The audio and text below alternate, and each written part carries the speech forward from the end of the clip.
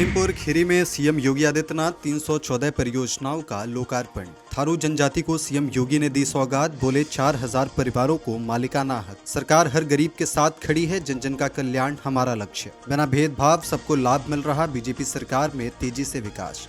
अधिकार के साथ आत्मसम्मान मिल रहा, पहले थारू समाज को प्रताड़ित किया जाता था। हर क्षेत्र में बड़े स्तर पर विकास हो रहा है, जनता की खुशी शासन की खुशी का आधार। हमारी सरकार में सभी का सम्मान, पहले की सरकार में संवेदनाओं का अभाव था। विपक्षी पार्टियां समाज को बांटने में लगी हैं, हर नागरिक को उसका अधिकार मिले, 15 करोड़ लोग ही हमारा परिवार। हर जनपद में एक समान विकास, पहले की सरकार में विकास सिर्फ सफाई में। पहले गरीबों के हक पर डाका डाला गया, एक ही परिवार सब कुछ हजम कर जाता था। मथुरा में सांसद डिंपल यादव पहुंची बांके बिहारी मंदिर, बांके बिहारी के दर्शन कर की पूजा। यमुना हादसे पर डिंपल ने प्रकट किया गहरा दुख, वृंदावन में डिंपल का कार्यकर्ताओं ने किया स्वागत। लखीमपुर में सीएम योगी आदित्यनाथ बोले, डबल इंजन सरकार का विकास अभियान जारी। 7000 परिवारों को उनका भौमिक अधिकार दिया, 1000 लोगों को मोहम्मदी में भौमिक अधिकार दिया। 4356 थारू परिवारों को कभी भौमिक अधिकार नहीं मिला। मुगलों से लड़ाई में महाराणा प्रताप का साथ दिया, महाराणा प्रताप के साथ आज़ादी की लड़ाई में शामिल रहे। उत्तर प्रदेश सरकार में मंत्री सुरेश कुमार खन्ना ने कहा, पश्चिम बंगाल में जिस प्रकार का माहौल बना हुआ है, अब की बार टीएमसी का पूरी तरह सफाया होने जा रहा है। वहां के मुख्यमंत्री को अच्छे से पता है कि उनके पैर के नीचे से जमीन खिसक गई, उनकी ज्यादती की इंतहा हो गई। भाजपा की सरकार वहां बनेगी।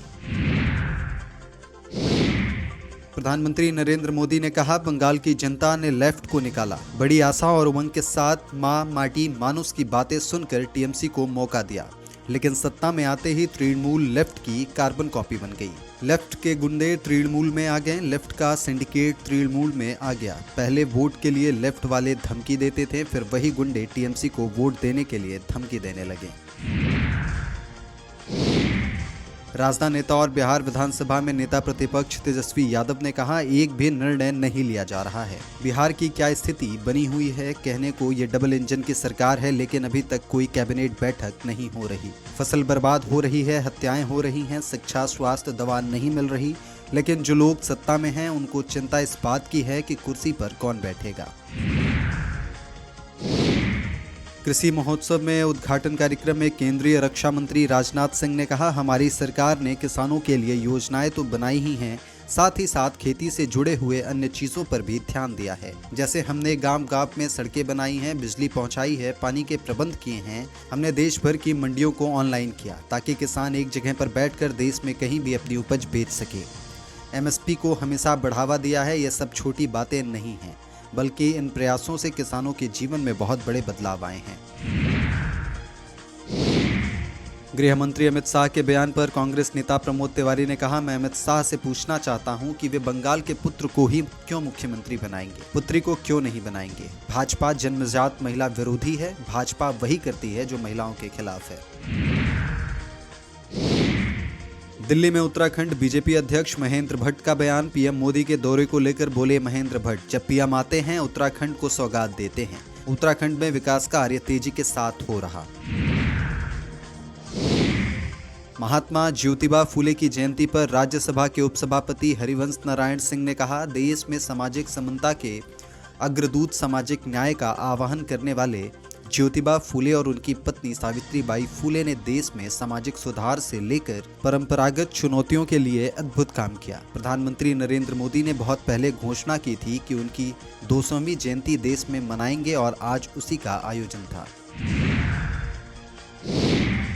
केंद्रीय मंत्री चिराग पासवान ने कहा, आज 200वीं जयंती है, आज पुनः हमें उनके द्वारा दिखाए गए मार्ग पर मजबूती से आगे चलने की जरूरत है।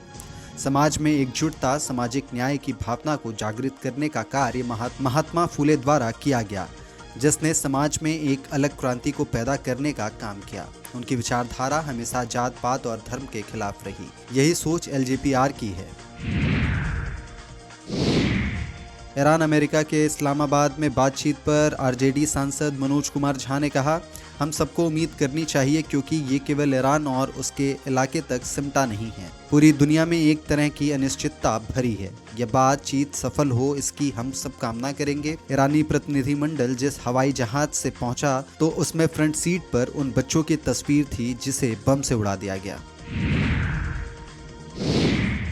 उत्तर प्रदेश के उप मुख्यमंत्री केशव प्रसाद मौर्य ने राज्य की वोटर लिस्ट से 2.04 करोड़ नाम हटाए जाने पर कहा, भाजपा ने एक जिम्मेदार राजनीतिक दल के रूप में संवैधानिक संस्था चुनाव आयोग का सम्मान करते हुए SIR में हिस्सा लिया है। 2 करोड़ से अधिक वोट कटे हैं, ये हमें भी पता चला है। चुनाव आयोग ने कहा है कि अगर किसी का नाम कट गया है और वो है तो वह फॉर्म 6 भर सकता है। कोई गलत जुड़ गया है तो फॉर्म 7 भरकर कटवा सकता है।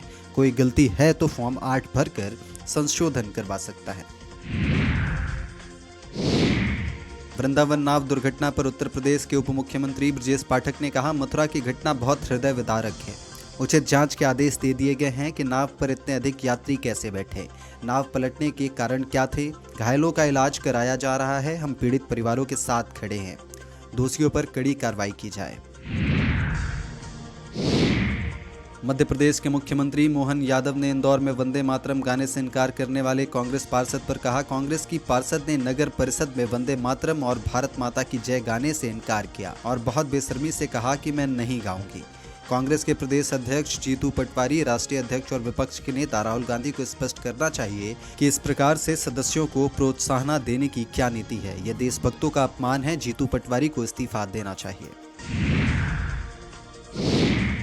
महाराष्ट्र समाजवादी पार्टी अध्यक्ष अबू आसमी आजमी ने भारतीय सेना द्वारा कर्नल श्रीकांत पुरोहित के ब्रिगेडियर के पद पर प्रमोट किए जाने पर कहा, सरकार के पास बहुमत है, लेकिन देश संविधान के अनुसार चलना चाहिए। कर्नल पुरोहित और अन्य लोगों के मामले में यहां तक कि सरकार के वकीलों ने भी कहा था कि उन पर नरमी बरतने का दबाव था।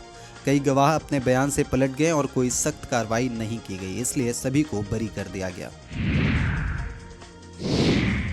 आम आदमी पार्टी सांसद संजय सिंह ने उत्तर प्रदेश में SIR पर कहा, पंचायत चुनावों के लिए सूची भी उत्तर प्रदेश के कर्मचारियों ने ही बनाई थी और उन्होंने ही विधानसभा चुनावों के लिए भी सूची तैयार की थी।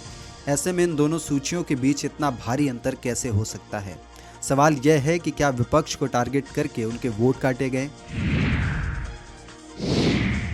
प्रयागराज में केनरा बैंक के सिविल लाइन शाखा में बड़ा घोटाला सामने आया है। नकली सोना रखकर लोन लेने का खुलासा। 18 गोल्ड लोन अकाउंट में फर्जीवाड़ा मिला। 16 लोगों ने 57 लाख से ज्यादा का लोन लिया। बैंक ने 57,19,800 रुपए का लोन किया था जारी। ब्याज सहित रकम बढ़कर 64 लाख से ज्यादा पहुंची। गोल्ड अप्रोजल रिपोर्ट के आधार पर दिया गया था लोन। दोबारा जांच में गिरवी रखा सोना निकला नकली। जुलाई 2025 में दी गई थी FIR की तहरीर। 10 अप्रैल 2026 को पुलिस ने दर्ज की FIR। गोल्ड लोन फ्रॉड के सिंडिकेट का हुआ खुलासा। दूसरे जिलों में बैंक में भी फर्जीवाड़े की आशंका। 16 नामजद और अन्य अज्ञात के खिलाफ केस दर्ज। बागपत में 1 करोड़ की साइबर ठगी का पुलिस ने किया खुलासा। 8 साइबर ठगों को गिरफ्तार करके जेल भेजा। जस्ट डायल प्लेटफॉर्म के माध्यम से करते थे ठगी। लैपटॉप, 24 सिम कार्ड, कार और तमंचे बरामद। सभी आरोपी MBA और BSc के छात्र। बागपत पुलिस ने आरोपियों को हाईवे से पकड़ा।